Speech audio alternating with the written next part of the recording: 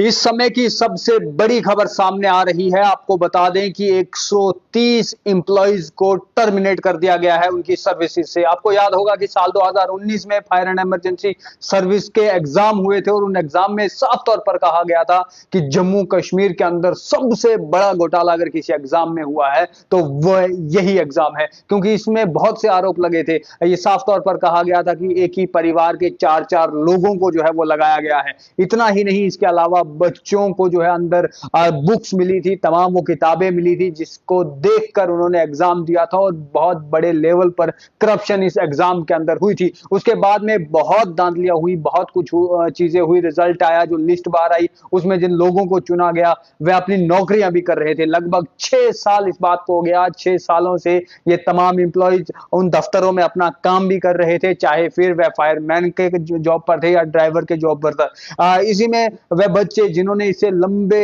समय से बेड़ा उठाया हुआ था, जगह जगह प्रोटेस्ट कर रहे थे, चाहे फिर वह श्रीनगर में सर्दियों में हो, गर्मियों में हो या जम्मू के अंदर हो, लगातार इसे लेकर प्रोटेस्ट जो है वो किया जा रहा था। आज से लगभग आपने हफ्ते पहले द न्यूज रूम 24 पर वीडियो भी देखी होगी, जब वह तमाम एस्पिरेंट्स आकर ये बात कर रहे थे और कह रहे थे कि लगातार ये बताया गया कि हम कार्रवाई कर रहे हैं, हम काम कर रहे हैं और तमाम पूरे सबूत हमने सामने लाकर दे दिए, लेकिन उसके बाद भी जम्मू कश्मीर सरकार कुछ भी नहीं कर रही है, एलजी कुछ भी नहीं कर रहे हैं और हम लगातार रिक्वेस्ट जो है वो कर रहे हैं। और उनका ये भी कहना था कि हम तब तक ये स्ट्राइक जो है वो करेंगे, तब तक हड़ताल करेंगे, तब तक जो है बोलते रहेंगे जब तक ना कोई कार्रवाई इन पर जो है वो किया जाए। याद होगा आपको कि पिछले साल हमने इस खबर को किया भी था, जब एसीबी की तरफ से जब एक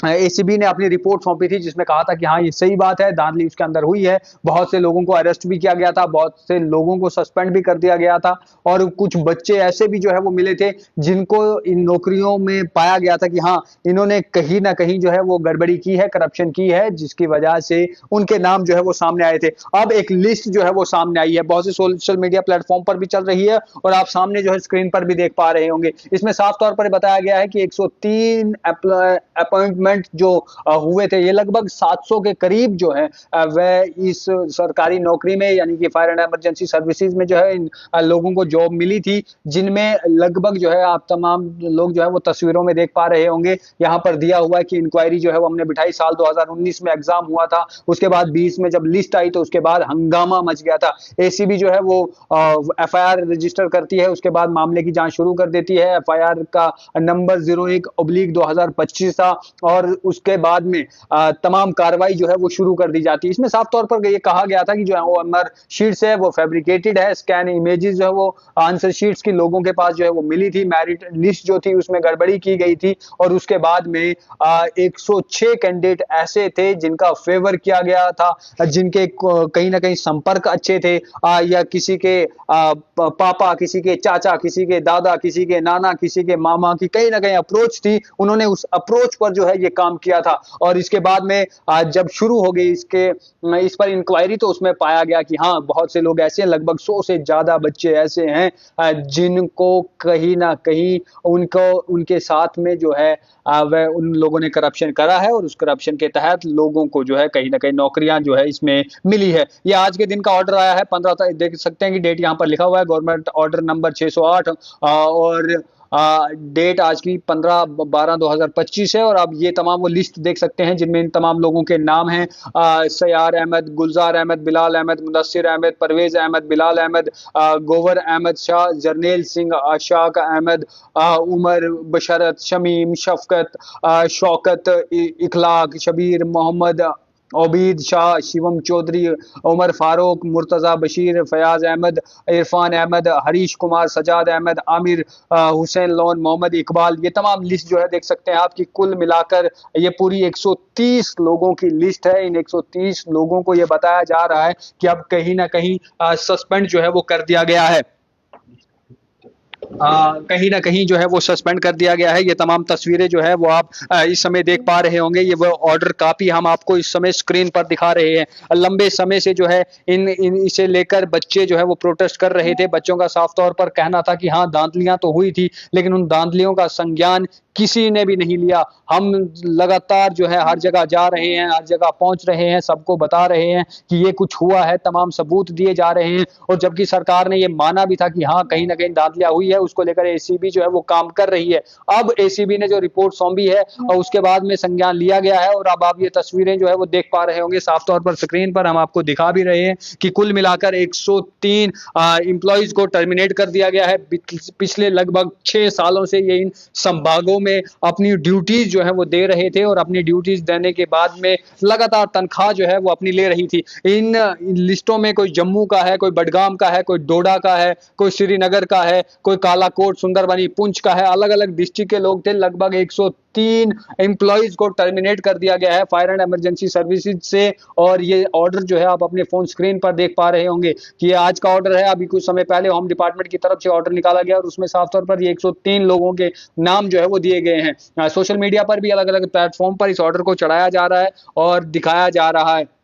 कि एसीबी ने जिस तरीके से जो एलिगेशन लगे थे कि 2019 में जब फायर एंड इमरजेंसी सर्विसेज के एग्जाम हुए थे उसमें पेपर लीक हो गया था और ये जम्मू कश्मीर का सबसे बड़ा स्कैम जो है वो एग्जाम का माना जा रहा था कि इसमें ऐसे लोग थे कि एक ही परिवार के 4 लोगों को जो है वो नौकरियां मिल गई थी। जो जितना पैसा दे पाया, जिसकी जितनी पक्की रिश्तेदारी जो है इसमें थी, उन्हें जो है वो ज्यादा फायदा, ज्यादा मुआवजा, ज्यादा फायदा जो है इसके अंदर मिल पाया। उसके बाद में एसीबी के बाद जब ये फाइल जाती है, एसीबी उसके बाद सर्च करना शुरू कर देती है। हमने Gandhinagar belt, green belt park के पास से आपको खबर दी थी, अपडेट दी थी कि किस तरीके से इसमें जो हायर ऑफिशियल्स थे उन्हें जो है एसीबी पकड़ रही है। बहुत से लोगों को सस्पेंड किया गया। सस्पेंड के साथ साथ में इंक्वायरी जो है वो शुरू कर दी। पूरे हर एक एंगल से जो है वो खंगाला गया कि क्या वाकई में जो 2019 में फायर एंड इमरजेंसी सर्विसेज का एग्जाम हुआ था उसके अंदर जो है वो स्कैम हुआ है। बहुत से बच्चों ने स्क्रीनशॉट दिखाए थे कि ये देखिए व्हाट्सएप पर जो चैट थी वो दिखाई, स्क्रीनशॉट दिखाए कि किस तरीके से पैसे जो है वो दिए गए। यहां तक ये भी दिखाया कि किस तरीके से एग्जाम सेंटर के अंदर बच्चे जो है वो पुर्जा लेकर, किताबें लेकर जो है खुद से आंसर्स जो है वो लिख रहे हैं और ये बहुत बड़ा स्कैम जम्मू कश्मीर के अंदर हुए। हजारों यूथ जो है वो नाराज था कि वह लोग जो मेहनत करते हैं, वह लोग जो सपना देखते हैं कि फ्री एंड फेयर तरीके से एग्जाम होंगे और हम उसमें, अगर हमारे अंदर काबिलियत है तो हम उसके अंदर जो है वो टॉप करेंगे या उस पेपर को क्वालिफाई करेंगे, उस पोस्ट को हम जो है वो ले पाएंगे। लेकिन होता क्या है, होता कुछ और ही है। वह तस्वीरों में जो है वो आपने देखा या लगातार जम्मू कश्मीर के अंदर 2019 से अलग अलग एग्जाम्स के अंदर कहीं ना कहीं धांधलियां हुई थी, लेकिन ये उन धांधलियों में सबसे ऊपर थी और जम्मू कश्मीर के इतिहास में माना जाता है कि ये बहुत बड़ा स्कैम है। लेकिन अब ये जो लिस्ट आप देख रहे हैं, ये लिस्ट जो आप मेरे साथ में जो है वो स्क्रीन पर देख रहे हैं, इसमें साफ तौर पर यह कहा गया है कि जो पेपर लीकेज के एलिगेशन जो है वो लगे थे, मैनिपुलेशन ऑफ रिजल्ट था या बाकी अलग इशूज तमाम को जो है वो खंगाला गया। एफआईआर रजिस्ट्रेशन नंबर 1/2025 जो है, जो 2/1/2025 को जो है वो एसीबी ने रजिस्टर की थी। जम्मू कश्मीर में एंटी करप्शन ब्यूरो की तरफ से जो एफआईआर दर्ज कर दी गई थी और उसके बाद में ये तमाम